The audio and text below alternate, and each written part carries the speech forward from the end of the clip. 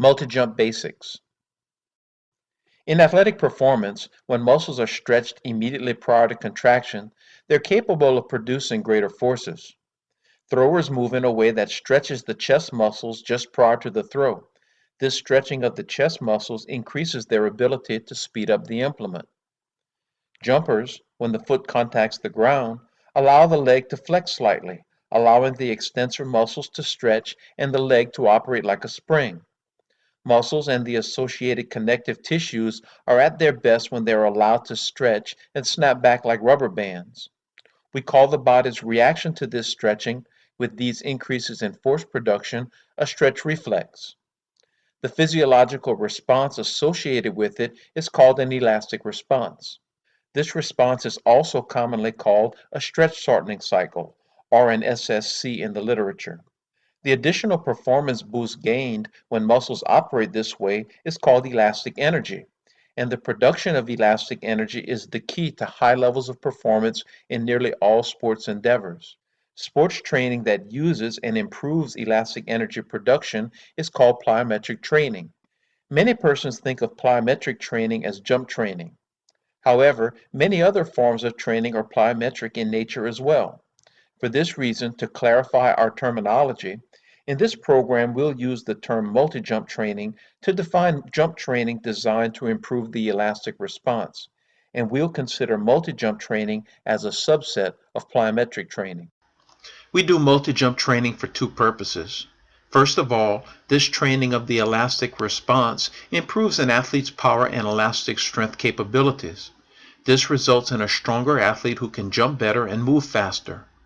Secondly, multi-jump training develops an athlete's ability to apply forces well in specific planes and directions.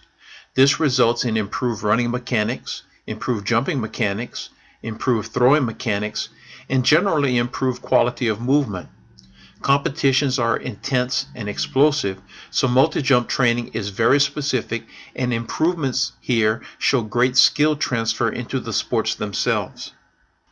While certain forms of multi-jump training can be done even by athletes of the earliest developmental stages, high-level multi-jump training is a high-risk, high-reward type of activity.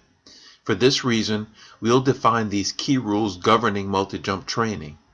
First of all, multi-jump training should be well planned. Volumes and intensity should be appropriate to the athlete's age, experience level, and the time of the training year. Multi-jump training should progress properly throughout the entire training calendar in a way that increases intensities in a safe, progressive manner. Long-term and short-term planning are a must. In this program, we'll give you guidelines on proper volumes and session construction and show you how to choose multi-jumps that are appropriate for each point in the training calendar. Secondly, multi-jump training must be purposeful. Each type of multi-jump exercise has a certain purpose and role in the training program, and it should be used for that purpose only, and only at times of the year when that purpose is appropriate. Many injuries result because coaches mindlessly repeat multi-jump routines throughout the year without consideration of their training effects. In this program, we'll explain clearly the role each type of multi-jump training plays in an athlete's program so that you can make wise exercise selection choices. Finally, to minimize the risk of injury, multi-jump exercises must be taught correctly and executed with correct technique at all times. Some forms of multi-jump training are far more difficult and technical than others, but we'll point out key technical features throughout the program and provide advice on teaching them. There are three distinct phases that the jumping leg goes through in any multi-jump exercise. Just prior to the foot contacting the ground, the muscles of the leg contract isometrically, stiffening the leg in anticipation of impact and improving the quality of the elastic response yet to come. We call this the preparation phase. Upon impact, the leg flexes and gives a bit, allowing elastic responses to occur in the extensor muscles. This is called the amortization phase. Finally, the leg extends, using a concentric contraction to propel the body into flight. The takeoff leg goes through these three distinct phases in a fraction of a second in all jumping activities, and good plyometric teaching addresses all of these phases. In particular, the isometric preparation prior to impact should be emphasized in teaching by teaching correct positions of the leg, particularly the positions of the ankle. Also, the ground contact time used to convert from the amortization phase to the extension phase is unique to each athlete and each exercise. In most cases, athletes will tend to spend too much time on the ground, and your coaching must center about improving the preparation phase and lessening the ground contact time.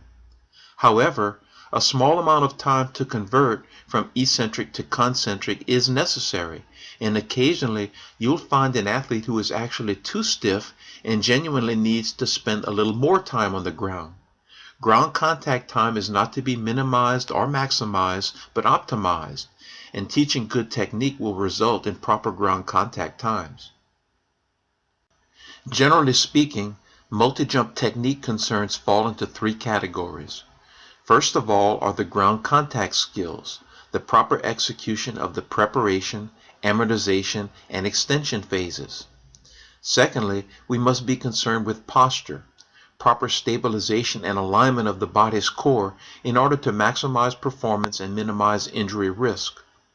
Finally, most multi-jump exercises show swinging movements of the arms. In single leg jumping, the free leg swings as well. These swinging movements must be executed correctly in order to maximize force production and in some cases to maintain good posture.